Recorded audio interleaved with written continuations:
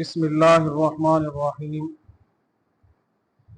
مثل الذی یذکر ربہ والذی لا یذکر مثل الحی والمیت، رواہ بخاری۔ حضرت ابو موسیٰ رضی اللہ تعالیٰ عنہ روایت فرماتے ہیں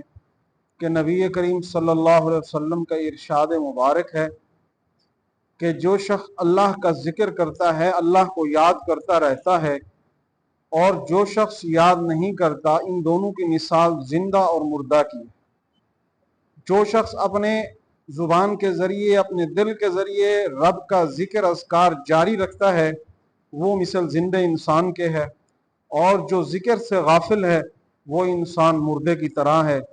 اب ذکر سے مراد قرآن کی تلاوت بھی ہے، ذکر اللہ بھی ہے،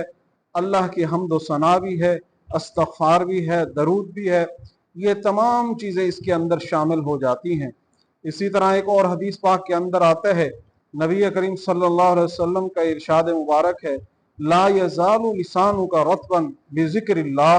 کہ اپنی زبان کو اللہ کے ذکر کے ساتھ تر رکھو، تازہ رکھو، کہ جس طرح تم ذکر کرتے رہو گے آپ کا دل، دماغ، زبان، ہر چیز تر و تازہ رہے گی اللہ کی حمد و ثنا کے اندر، تو رحمتیں برکتیں آپ پر برسے گی۔ تو کوشش کیجئے کہ ہم اپنے آپ کو ذکر اللہ کے ساتھ جڑنے والے بنیں، اور اللہ کا ذکر جتنا ہو سکے اپنے زبان پہ عام کریں۔